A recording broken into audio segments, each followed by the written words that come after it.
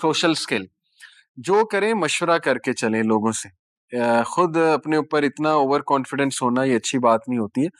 لیکن سب سے بڑی بات اللہ نے جو بتا دی کہ اے نبی مشورہ کرو. بٹ فَإِذَا عَزَمْتَ فَتَوَكَّلْ عَلَى اللَّهِ، جب کسی کام کا عزم کر بیٹھو، استخارہ کر لیا، مشورہ کر لیا، ساری چیزیں ہو گئیں، اب فَتَوَكَّلْ عَلَى اللَّهِ، اب تمہیں زیب نہیں دیتا کہ تم اللہ پہ توکل نہ کرو، اب تم اللہ پہ توکل کرو. یعنی توکل کا مطلب ہی یہ ہے کہ اللہ پہ چھوڑ دو اور اس کا جو رزلٹ آئے اس پہ راضی ہو جاؤ.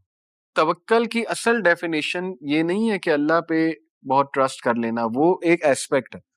توکل کی اصل ڈیفینیشن ہے اللہ کی رضا میں راضی ہو جانا. اس چیز کو توکل کہتے ہیں. ٹھیک ہے کہ میں بس توکل کر بیٹھا ہوں اللہ کی ذات پہ.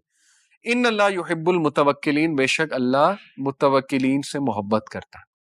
اب اس میں سارے اسکل ہیں. لینینسی، ایمپتھی ہے. اگر آپ ہارش ہوتے، اگر آپ روڈ ہوتے، انہوں نے بھاگ جانا تھا. یہ ایمپتھی، اگین ایمپتھی ہے. سوشل سکلز ہیں، کمیونیکیشن ہے. ٹھیک ہے نا. فاعف عنہم، انہیں معاف کرو، اگین ایمپتھی ہے. واستغفر لہم، ان کے لیے استغفار کرو، یہ لیڈرشپ ہے. اس میں سیلف ریگولیشن بھی ہے.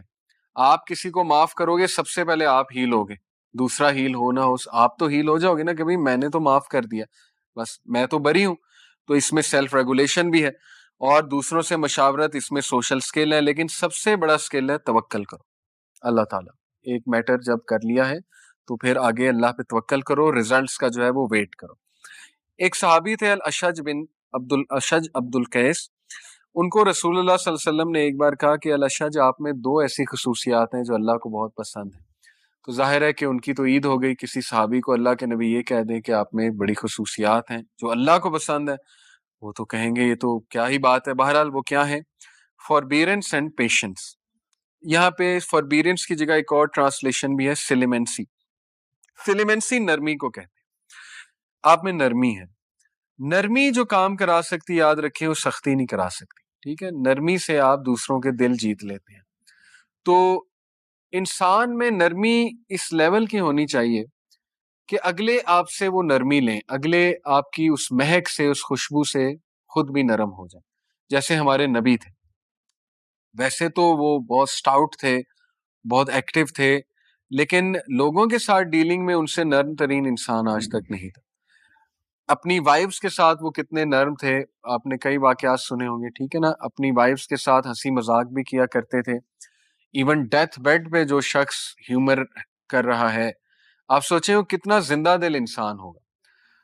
اللہ کے نبی صلی اللہ علیہ وسلم کے بارے میں وہ پورا واقعہ شاید آپ لوگوں نے پڑھا ہو کہ اللہ کے نبی کو جب تیز بخار تھا، حضرت عائشہ ان کی پٹیاں کر رہی تھی. حضرت عائشہ ساتھ ساتھ ان کو بھی سر میں درد تھا، بخار تھا. حضرت عائشہ نے کہا او my head, O my head, ہائے میرا سر، ہائے میرا سر. اللہ کے نبی نے انہیں دیکھا، کہا کہ رادر او مائی ہیڈ، کہا کہ نہیں عائشہ، میرا ہائے میرا سر، یعنی جیسے ایک جوک میں کہتے ہیں. تو رسول اللہ صلی اللہ علیہ وسلم نے پھر حضرت عائشہ کو کہا کہ عائشہ، اگر آپ مجھ سے پہلے فوت ہو جاتی تو آپ کا کیا جائے گا؟ آپ کا جنازہ پڑھانے والا میں، آپ کا غسل دینے والا میں، تو آپ تو خوش ہونا چاہیے آپ کو. اب حضرت عائشہ نے آگے سے کیا جواب دیا؟ انہوں نے کہا کہ ہاں ہاں، آپ تو چاہتے ہیں میں پہلے مر جاؤں تاکہ آپ اپنی دوسری بیویوں کو زیادہ ٹائم دیں. اب دیکھیں یہ کنورسیشن کب ہو رہی ہے؟ ڈیتھ بیڈ پہ. Can you believe it? لوگ ہمت ہار جاتے ہیں، لوگ کڑوے ہو جاتے ہیں، لوگ مذاق کرنا بھول جاتے ہیں، لوگ جو ہے ہیومر کرنا چھوڑ دیتے ہیں، لوگ بجھ جاتے ہیں. ٹھیک ہے نا. دنیا ہی لوگوں کو تھکا دیتی ہے. تو ہمارے نبی تو ایون اس حالت میں جوک کر رہے ہیں اپنی وائف کے ساتھ. یہ زندہ دلی کی نشانی ہوتی ہے. تو اس لیے بہادر بننا چاہیے. ٹھیک ہے نا. زندہ دل بننا چاہیے اور جوکس وغیرہ جو ہیں یہ کرتے رہنا چاہیے، ہیومر.